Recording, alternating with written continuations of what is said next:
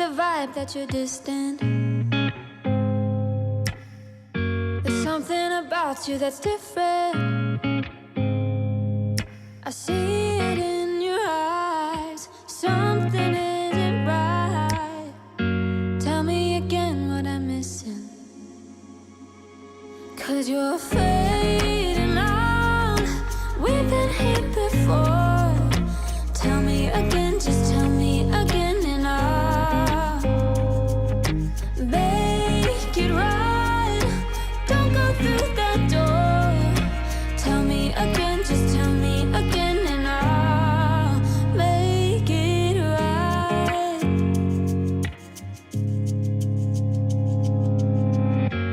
It is a lie when you tell me that nothing is wrong, just leave it be. But I see it in your eyes. Something isn't right. Tell me again what I'm missing.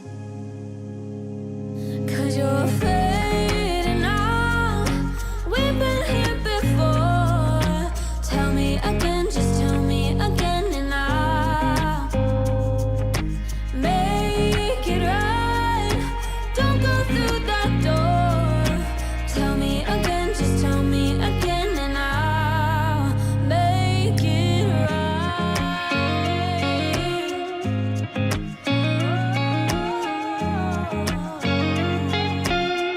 I will make it right.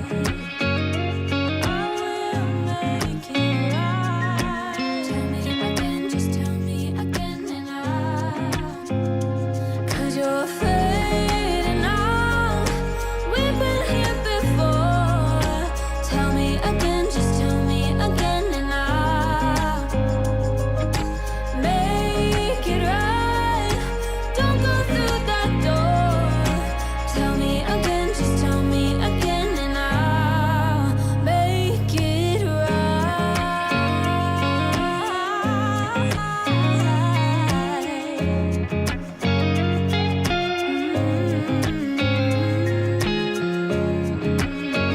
Tell me again. Tell me again.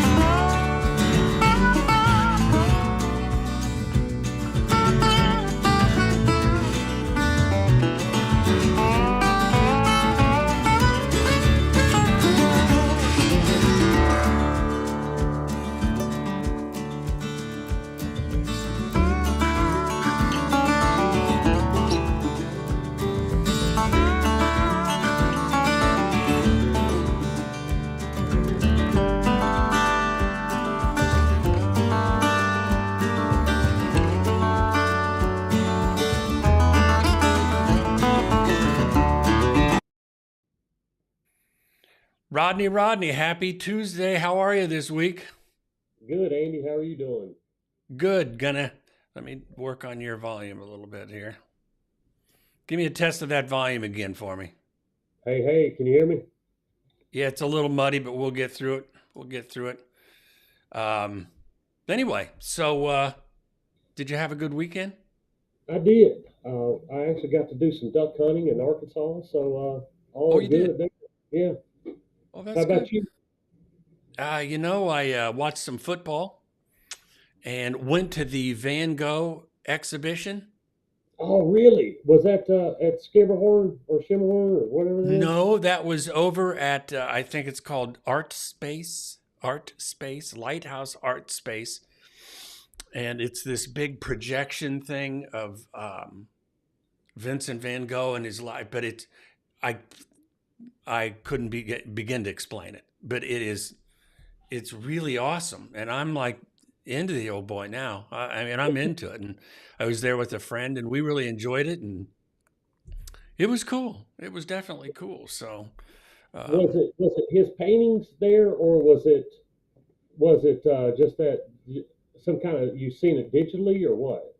Digitally, yes, it was all there was like these projections, and it was like I want to say it was thousands and thousands. It was like just a gigantic, like four basketball courts or more, and it was just lit up on all sides with these moving pictures, and it was a sort of an interpretation of all his work. It didn't just show one picture and then the next. It had this interpretation, and it moved, and it was hey, Wendy and Phil, how you doing, guys? It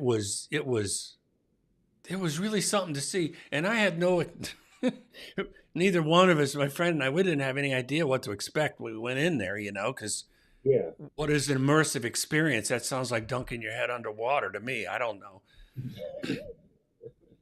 that's And awesome. um, I just I really can't explain. Anybody that's into that sort of thing really needs to go. If you can look around, I wish your IT guy was there. Just check to see if you don't have any other microphones available somewhere on a selection box. Yeah. No, probably too late to do that now. That's all right. We'll just talk loud and get real close to your microphone. That'll help us. I don't even know where it is. It's on the camera. If you're the one, I think it's just Yeah. speak into the camera. Just kind of talk loud. So anyway, what we're going to do, we're going to start. First, I want to say my name is Andy Elliott. I'm a realtor here in Williamson County, Tennessee. I am with my good friend Rodney Wilds, VP of F&M Mortgage, also in Brentwood, Tennessee.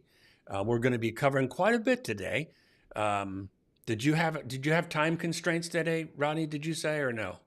None. You're not short on time I'm because we've good. got a lot of stuff, really cool stuff to cover. But I wanted to mention if you have questions that require a little more time, a little more depth, um, our contact information is in the description box for both of us, license numbers and all that kind of stuff. We're not here to try to convince you of anything, but if you have questions, feel free to give us a call, shoot us a text, whatever you're comfortable with. We're here for you. Description box. That's all I'll say about that. So I wanted to start today. Hope this works. Bing. Yep, it does. We're going to start this a little different. Got a new deal going.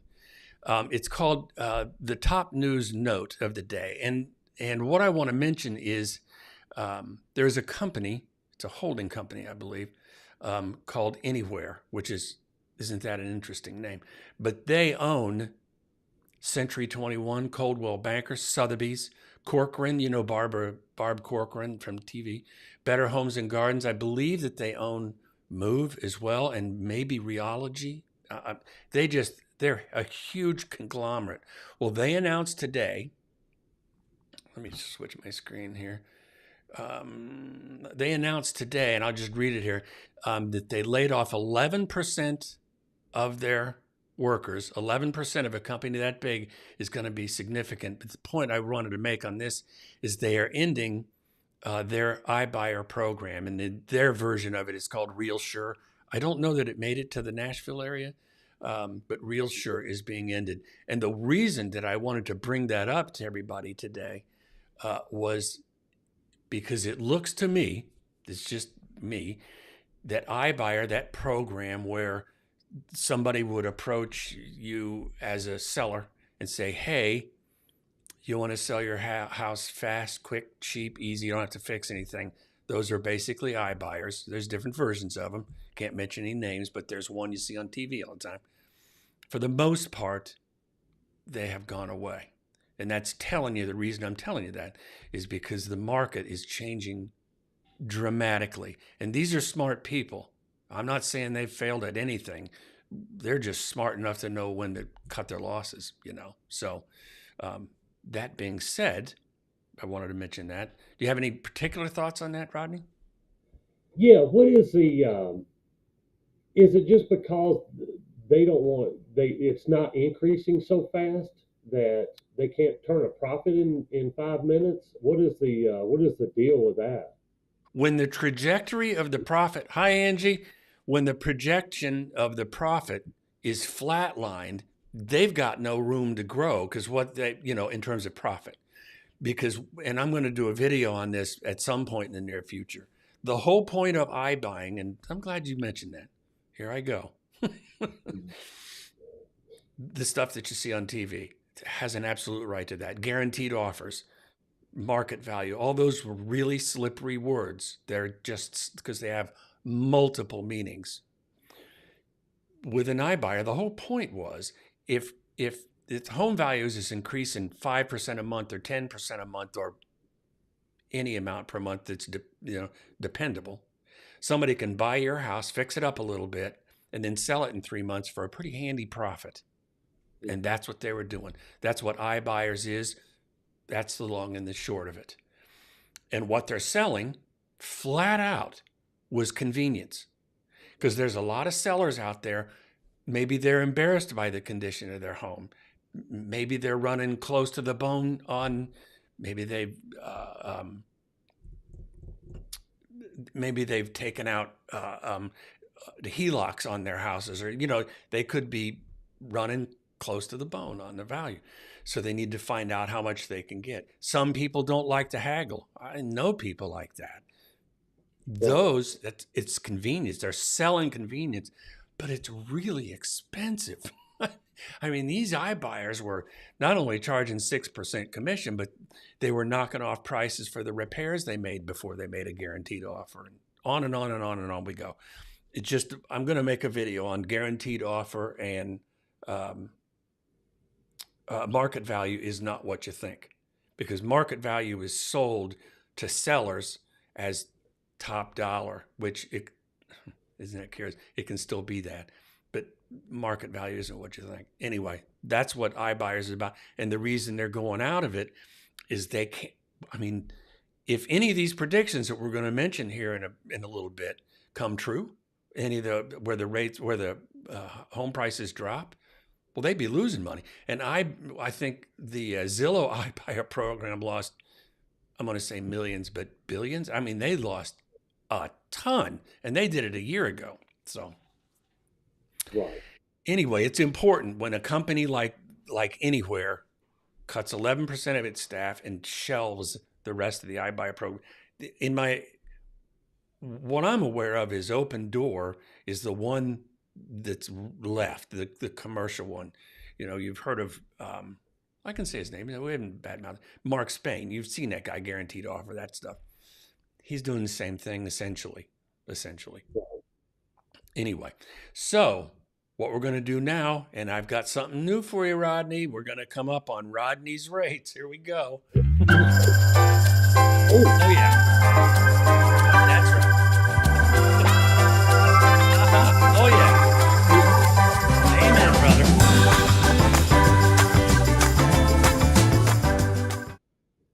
Okay. That's nice, Eddie.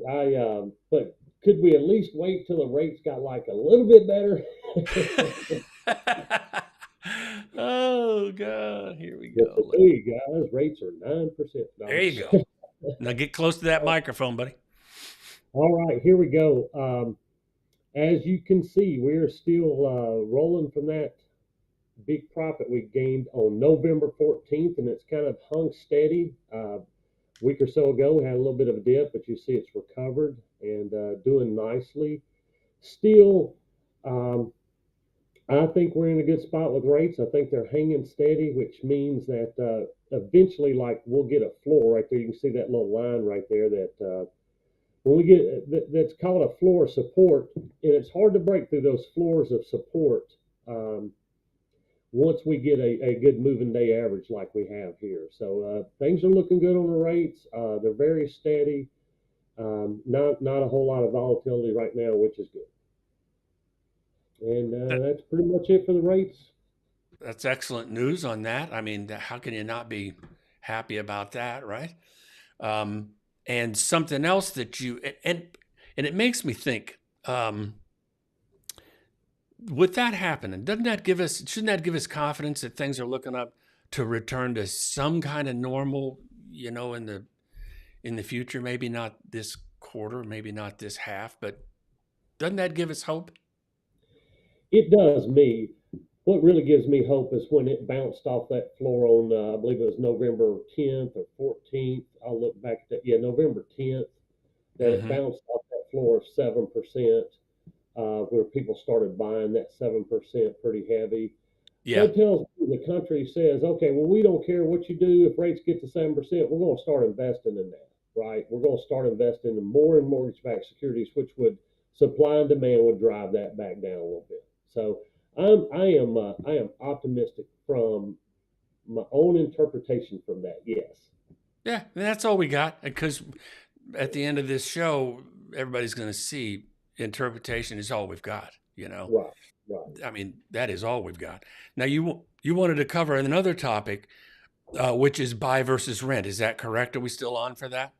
We can do that. We can do that live if you can share my screen. I can. Here we go. All right, let's do it. I'm going to put in here instead of a. Now, wait. Before you get started, let me ask you just a couple of questions. You got it. So, the people that would be interested in the buy versus rent in particular is I'm gonna and just correct me if I'm wrong. It's going to be first time buyers, right? People that are unsure if it's a smart deal, I think is probably the right way to put it. So first time buyers, agreed? Well, I'm going with anybody who this is buy versus rent. So if they could, I don't care if they've owned a house before or they haven't. Okay. Because I had three categories that I was thinking about who might may pay the most attention. First time buyers, growing families that are growing, getting kids and stuff, and maybe retirees who's downsizing. But your point's taken. It's for anybody that wants to. Right. And what's our median house price is around 450. Is that right?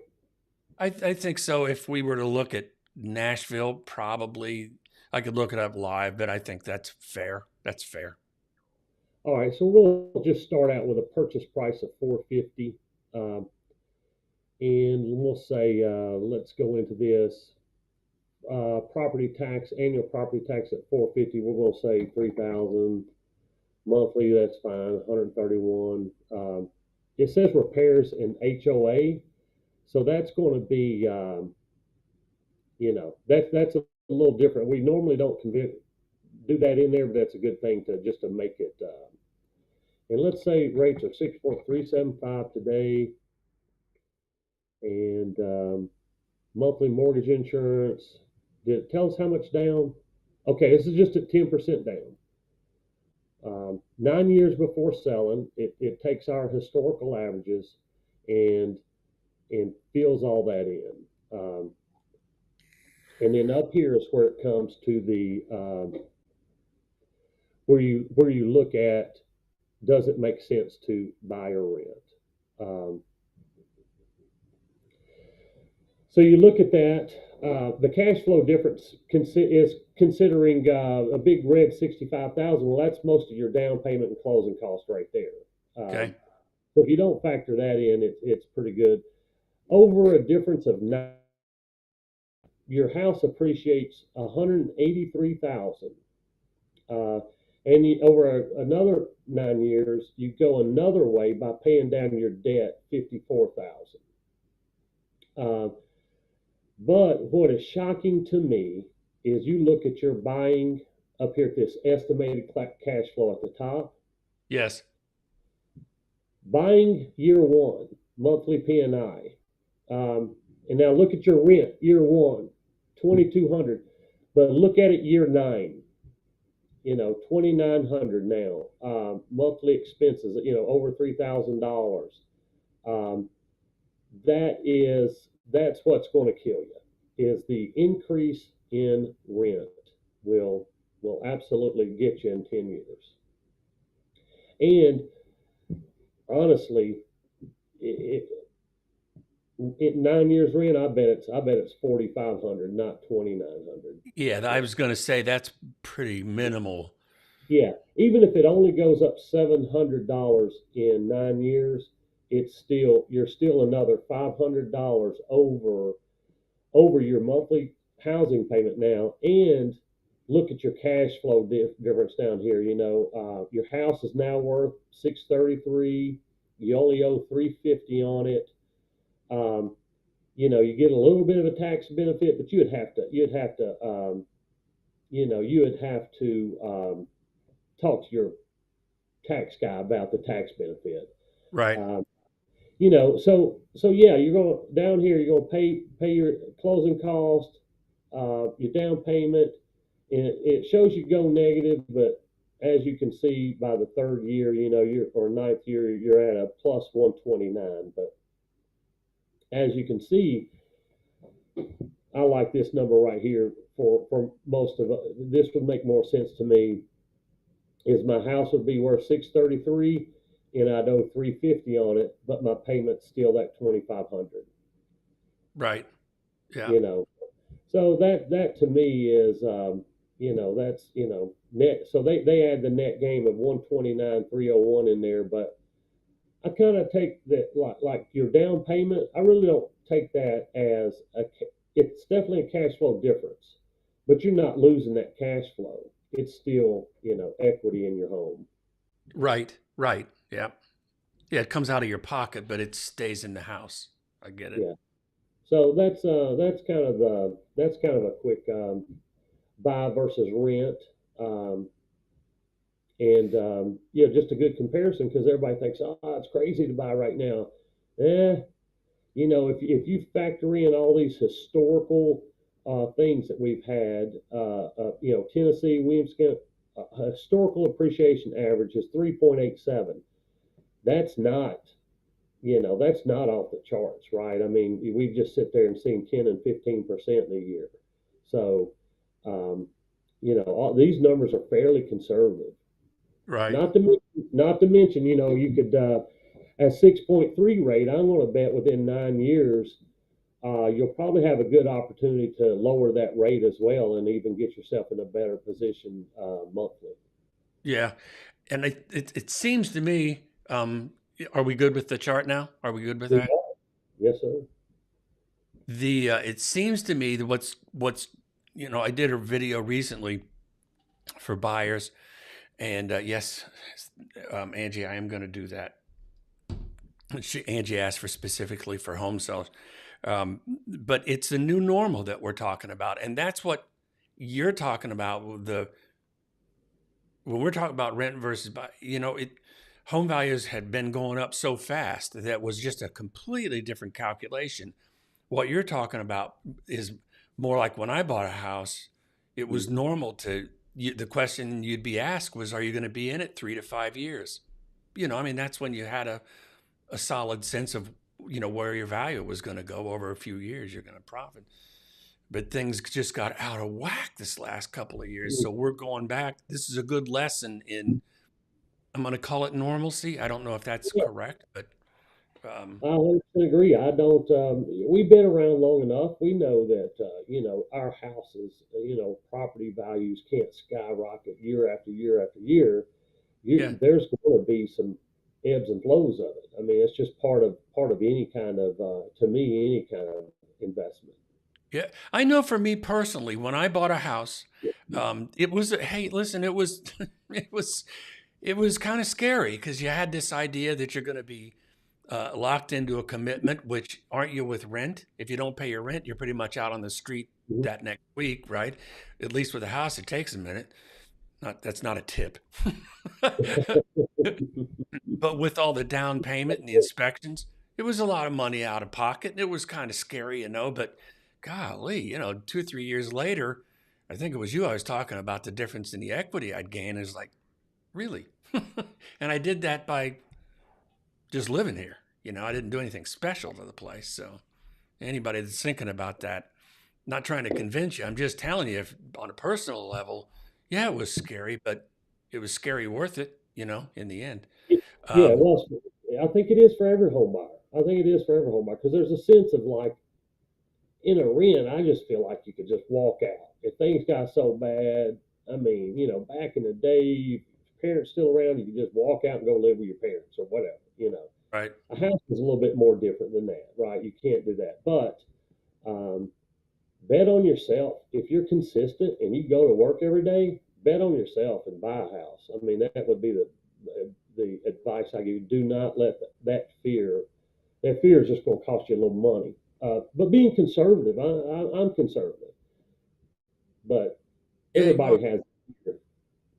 And walking away from rent isn't quite as, that you, because people are price sensitive these days because everything's gotten so expensive. If you're renting a place like in one of these complexes around here, you're getting a 12 or 13 month lease, and if you leave early, they're taking some of your money. It's not like you get to walk away, you Right, know, right. free and clear. And we're not trying to make an argument one way or the other, but if you're, at least it may spark a conversation with you and your trusted source of lender information, whoever that might be.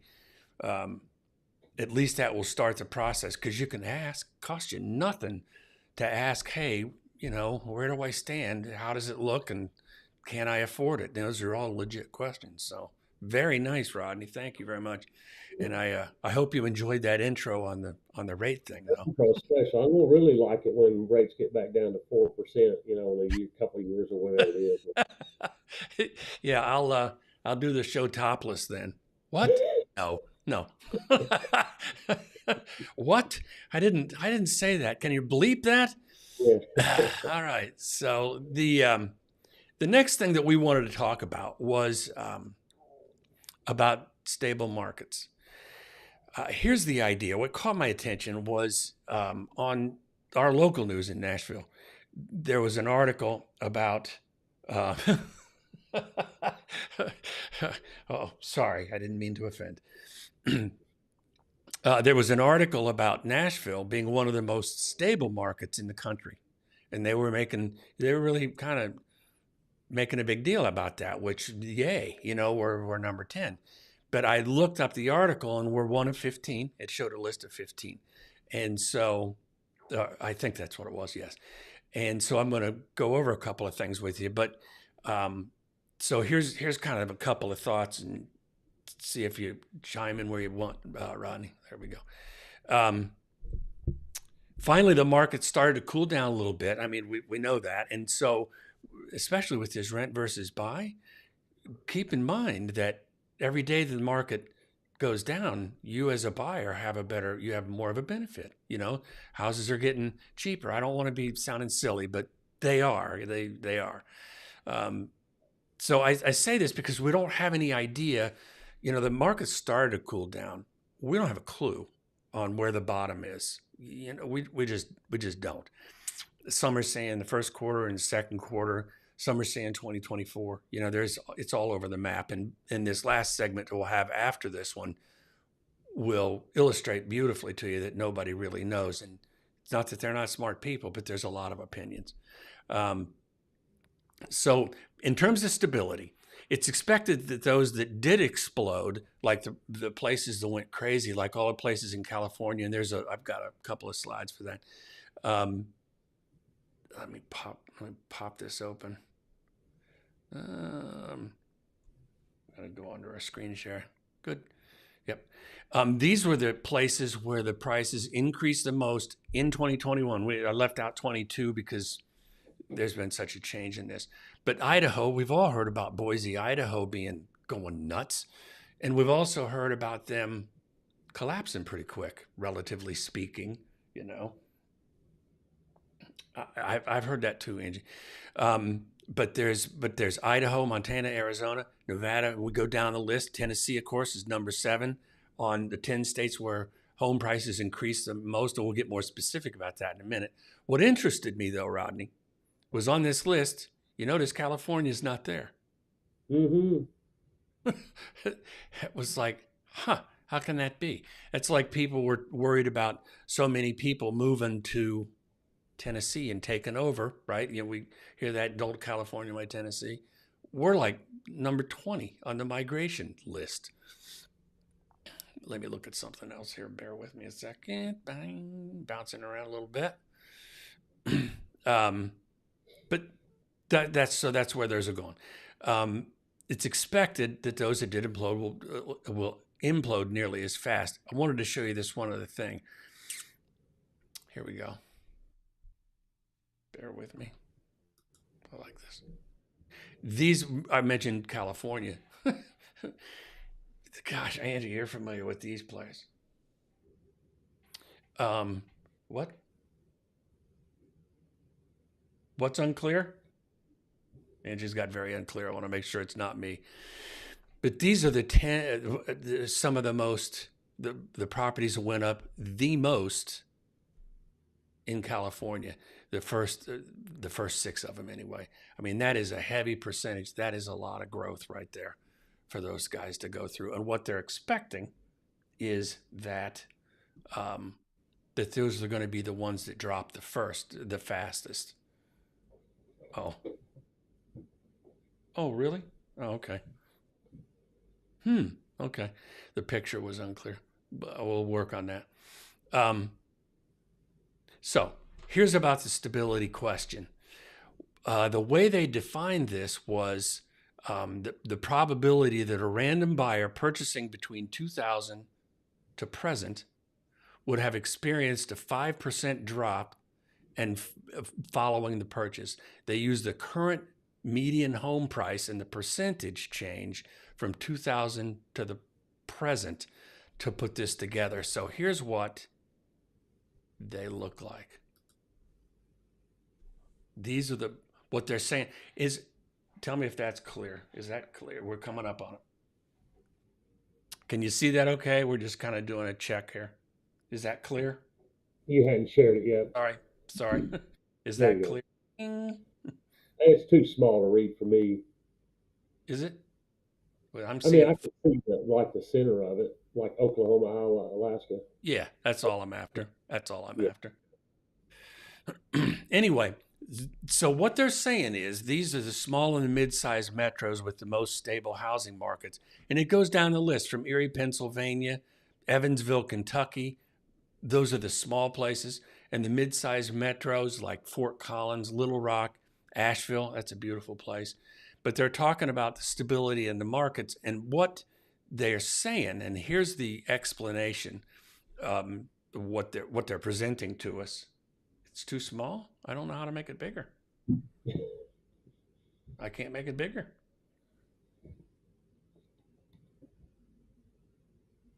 No, you just had to read it.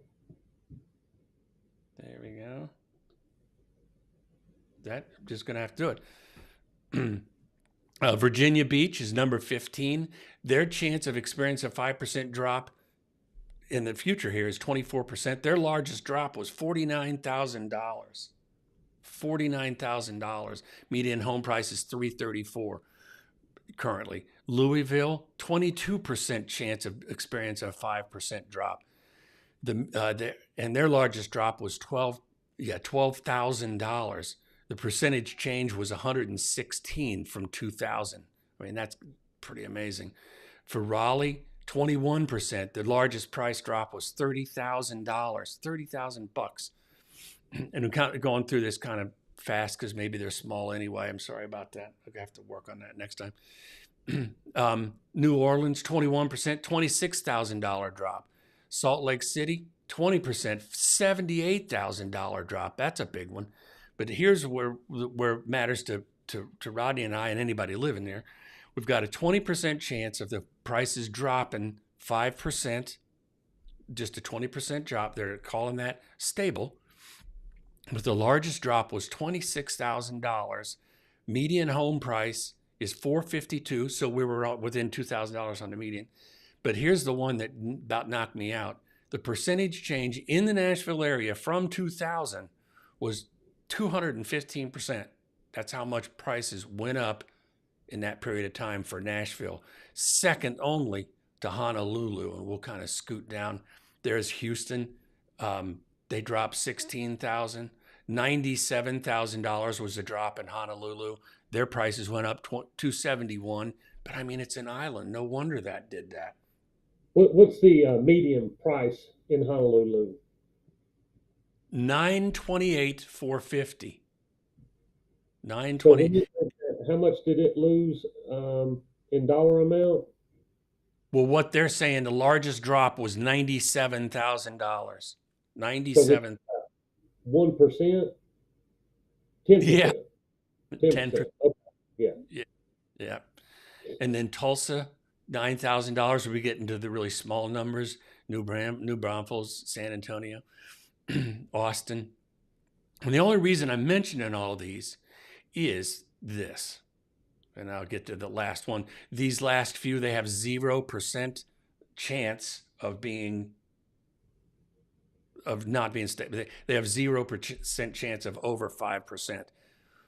What the point of this thing is, and I'm sorry about the text being too small. I have to consider that next time when I'm doing a website. Rodney wants to buy in Hawaii. Sounds like he's interested in buying signs. But the point that I wanted to make is, if you watch the general news in real estate, well, maybe not mortgage rates, because that's pretty much standardized. But if you watch the real estate news on prices going up and prices going down, what that chart that none of us could see because it was too small, sorry about that, gang, we'll fix that, is that real estate's such a local economy, and you can't take for granted because prices are they say it's going to go down 10%, real estate's going to go down percent. That may not be the case at all in your neighborhood, at all. And Rodney's been preaching that to me for the whole time we've been on this, doing this live stream over the past few months, that Nashville is a local market. Brentwood, Williamson is a local market. And we tend to be pretty stable through all the turmoil. And he's right, and this is probably just another piece of evidence. But I just wanted to make sure that anybody that watches this after the fact, if you're in Portland, Maine, or Portland, Oregon, or wherever you might be, talk to the person there that knows that market locally, because most of the time when you see big swings in percentages and losses and things like that, only the stuff that's attention getting, sensational stuff, gets advertised. Prices are going to crash 20%. Well, where? Where's that going to happen? Yeah, it would be some town that had a 500% increase, but there was only 6 houses that went in there. Some county that nobody knows, right? It added 6 homes and whatever. But yeah, this makes me think of, you think about all the time during the last 20 years. Yep. Florida, Arizona, some really other states, bigger states, Texas, California, of course, New York, they have had several of these several of these faster growing price markets, right? Like the way we've had the last several years. Yes. You know what I'm talking about? How we've had, this market has done it. But Nashville didn't do that when Florida did it. Nashville didn't do that when Texas did it, when, of course, nobody did it when, a lot of the cities in California were crazy popular. Like San Francisco is always, it's just a small city, and there's like 1 billion there for every 2,700 people, I thought, in that area. So that housing market is going to be fine. There's people that want to live there, and there's going to be people that can afford to live there. But I just don't think we experienced all that crazy bubble that other areas did before this year. if that makes sense. It makes total sense. I mean, I think that sometimes I can come off, when we're talking about pricing and things like that, I can come off a little callous, like, yeah, the prices adjust, but I'm not in the hunt for a house. And I've seen, just like what you're explaining, I've seen it. And those dips in prices that we were just doing a minute ago, the majority of those were between 2007 and 2012. That's where the lion's share of those Mm. huge numbers were. We're nowhere close to that, but it's change is normal for us, and we're just in that moment. I keep using the term, and maybe it's overused. This is a new normal, and we don't know what we're going to settle into, long term, because we've Right. been stable up until a couple of years. So anyway, that kind of covers what I wanted to make a point on. That was, there is stability out there. The world's not falling apart. We're okay. We're okay. And I'd rather have those. I'd rather have the knowledge, and there was a lot more of those stable places. Like I showed you that list that was way, way too small, but there was dozens and dozens of places that are pretty solid.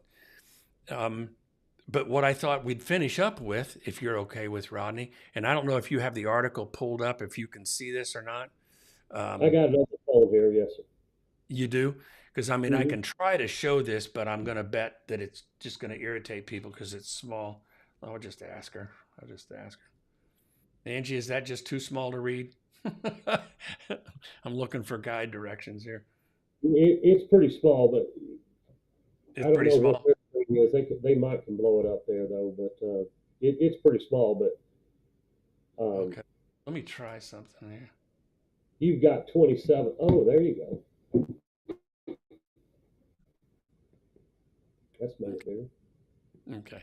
So anyway, here's what this is, and I don't know that I'll leave it on here. It's just kind of irritating me to have to navigate the thing. We'll just do it this way. Hang on. Bing. That's better. All right. So what this is a list of companies that Fortune magazine consolidated with differing opinions on where the market's going to go next year, or this year, 23, and next year. And here's what they're talking about. We went through a streak of 124 consecutive months of positive home growth, with the last two being a wild ride for sure. But that spans from the bottom of February 2012 to the top of the boom, which is June 22, which we now know things kind of came unglued at that particular point. And what they've got here are everybody's opinions and what or projections. Really, it's more than opinion. And what struck me was the way they phrased it in this, and I'm not laughing at them, it's just struck me funny. It says, to get a better idea of what's coming for the national home prices in 2023, take a look at these list of things. Well, you'll see where I'm coming from, and I think Rodney and I can both see that. So the first few of these are very positive, and maybe the reason is obvious. Realtor.com saw prices increasing 5.4% in 2023. That's a happy day. We're looking pretty good. And mortgage rates, they're saying, is going to be 7.4%. That's those guys. I don't think that's going to happen. I don't think we're going to average that. Well, I mean, you never know what's going to happen at the end of the year. But how are they getting to that 5.4? No idea. Okay. No idea. I mean, because they've got a lot of these guys use the ZHVI, I think it's called, the Zillow Home Value Index. And I think Realtor.com uses their own data. I'm not an analytic, so, and I think that this is just flat out subject to interpretation, period. I'm sorry, I don't have a better answer. I don't know. No, I would think the article, I would believe them if they said mortgage rates averaged 4.9% or something like that. I could Right. see an increase. But hey, They have more data than I do. Yeah. So then, and we'll go through these kind of quick because there's just a bunch of them, but there's a point to this too. Home LLC, they expect a 4% rise in 2023. Again, that's very positive. That's really very good. Positive. CoreLogic, which is a massive data mining company with a lot of respect, they're expecting home prices to rise 2.8%. So for anybody that's looking to buy, I'm talking to home sellers and home buyers because they're going to be trying to give you this information to help you make a decision. And it's going to be a wild ride, I think. So Freddie Mac, who I got a ton of respect, they say home prices are going to fall 0.2% flat. And what they're talking about when home prices are rising or falling, what they're comparing are year over year. So they're suggesting that in June, like for example, that June of this year will be 2%, or rather 2% less than it was in June of last year. They expect mortgage rates to average 6.4. So far, we're running less than that already. Mortgage Bankers Association, another firm that is really smart, a lot of great data. They see rates as falling 0.6% and another 1.2% in 24. I mean, now we're getting into some kind of serious stuff. But they see the average mortgage rates at 5.2 and 4.4 in 2024. What do you think of that, Ronnie? I like it. I like it. Hey, I sell interest rates, right? So I want them. I want them at 1%. Yeah, that's cool. Zillow. Everybody listens to Hey, Zillow. let me Say again. I want to throw on to something you said about CoreLogic and their data. Yes. If I'm not mistaken, their data they collect it with Fannie Mae's appraisal reporting, so they have the ability to really, really, really, really know the appraised stuff. So that's I was just jumping in on your topic there. That CoreLogic, they do have the data for sure. They absolutely do. They're huge on that. You with me? Sorry. Say again. I froze up. You did? Not on this end. You're going out live. No, you're good. Can you hear me? Rodney? Can you hear me? Uh-oh. If it isn't one thing, it's another.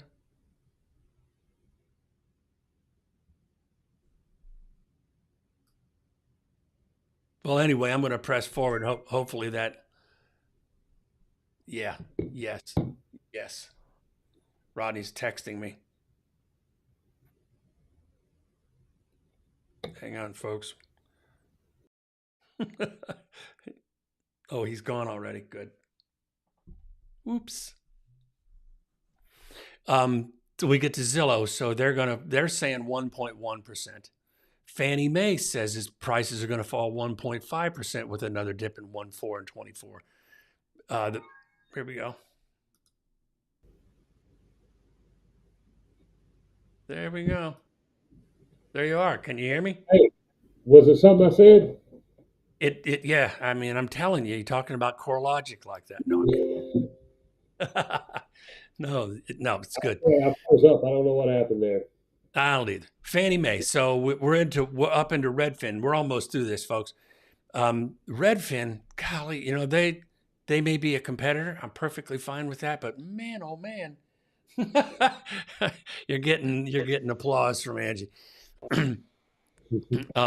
Redfin does a really, really good job of data, and they're very cool about sharing that stuff. So they're saying that home prices will fall 4% 23. Can you hear me? Yes. Pretty good. Yes. And they don't have a number on mortgage. It says keeping total inventory near historic lows and preventing prices from plummeting. So We expect new listings to continue declining through most of next year. I wonder if that's true. I wonder if that's true. Huh. I don't know. With homes, I don't know. That's worth thinking. But we've got Amherst, another company. It says home prices fallen 5%. Now we're getting serious. Wells Fargo is saying prices are going to fall 5.5% in 2023. What I'm giving you is a descending list of expectations. We're going from high to low. Capital Economics, they're expecting 8%. Goldman Sachs, 10%, which is starting to get pretty huge. ING, I don't know who that is, between 5 and 10%. That's fluffy. Bill McBride, if you've ever heard of calculated risk, log into that guy. He's really good. But he says prices could drop 10%. 10%. Keller Williams, they're saying 10%. TD Bank, we're almost done, is 10%. That's a combination of 5.7 in 23 and 2% in 24.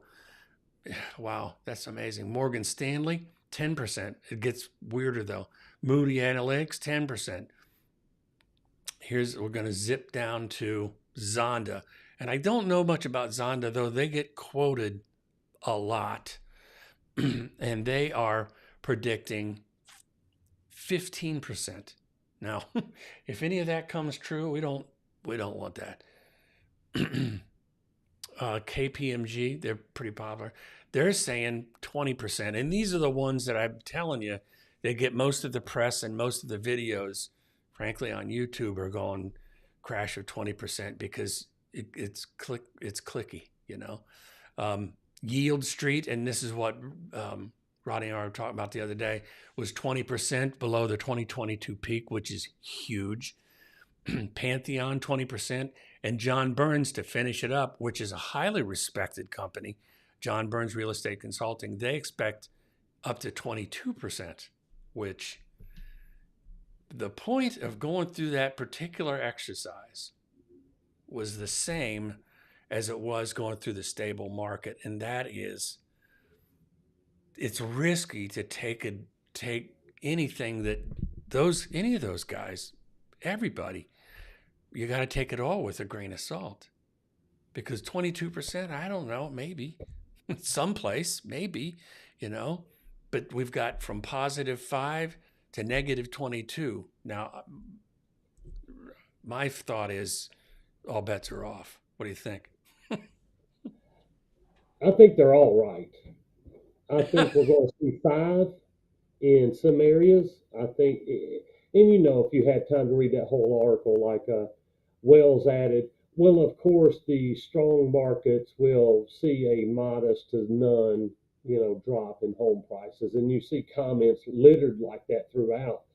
But I think we're going to see it. I think our hot areas, I don't think you're going to tell me Belle Meade is going to go backwards in price. Yep, right. Yep. They're not going to. And that's a rich city outside of our Nashville, Davidson County area. But I think the places that remote workers moved to Montana, and there was going to be the new John Dutton on 1.2 acres of Yellowstone. Right. They may move back to Nashville or Charlotte or whatever city they move from, because maybe their remote work is ending or that lifestyle just doesn't, you know. I was hoping our Tennessee humidity would run some people out of here, but it hasn't. So I don't think they're all going to be right. Yeah, I think it's all going to be accurate, but I think your strong areas are going to be fine. You know, maybe a modest until, but if the rates go down, there's still too little of inventory across the nation. Yep. And one of the things that we didn't mention, we may have touched on it last week. Once I get off these charts and stuff, I can loosen my brain up a little bit. What really interests me, and I know I did mention this last week, that what's the dynamic going to be when employers en masse, you know, all together, start calling workers away from the remote working situation? I mean, there's going to be, you know, I think, I just think, and I think that you're right. Like when it mentioned, and this is not a shot, it mentioned Oklahoma, Iowa, and Alaska as like the most stable areas. I don't mean this in a bad way, but there's people move there for it's not maybe, how do I say this? Because they want to live there. Maybe there's not a lot of entertainment. There might be. I don't know much about that. Um, but they're quieter places more. They're quiet, and so there's not a lot of change. That's all I'm saying. It would be you'd have to want to move there, and that isn't a shot. Whereas Nashville kind of has the music thing. It can be splashy. Certainly, California's. If I could, I'd love to live by the ocean. I mean, I love Yeah, that way. everything. 72 and sunny. I mean, you Um, kidding? 72 and sunny. that's Eight. hard to not want. They got 15 sports. Professional sports teams. Yeah, Unbelievable. yeah. Alcatraz. Yeah, the one that surprised me though was the most stable was Austin, and I think we talked about this yesterday. By the way, anybody that saw our broadcast yesterday, sorry.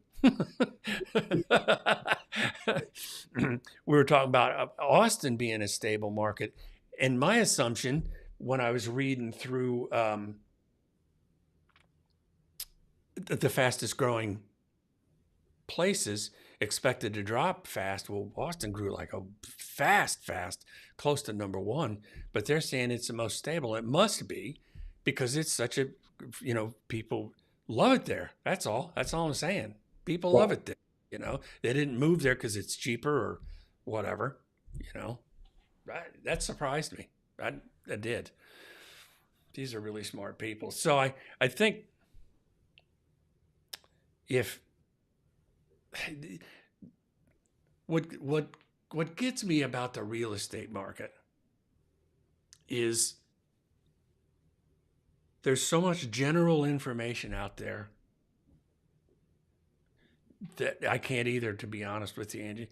Um, there's so much general information out there. It's easy for people to assume that it's all about their neighborhood. And I know we've repeated that a few times, but that's really the theme that there's a lot of, some people would be frightened by the 22%. That sounds pretty bad. But the 5% going up sounds reasonable. The flat sounds reasonable to me. It sounds right. But it just depends on where you live. And Rodney's been really keeping that drumbeat going this whole time that Nashville is different. Asheville, North Carolina is its own place. So if you're wondering about buying or selling or anything like that, talk to your local professional because it isn't what you see on YouTube. It's somewhere in that spectrum. Yeah, just like Nashville, we have a bunch of different markets. We'll see some decline in some markets, um, but the like I said, like a Belmead market or something. I don't see those houses going down. It's a desirable location. Yeah, it With is. a desirable location, with high rates, with low rates, with no rates, it doesn't matter. Those locations will always bring good money. Absolutely.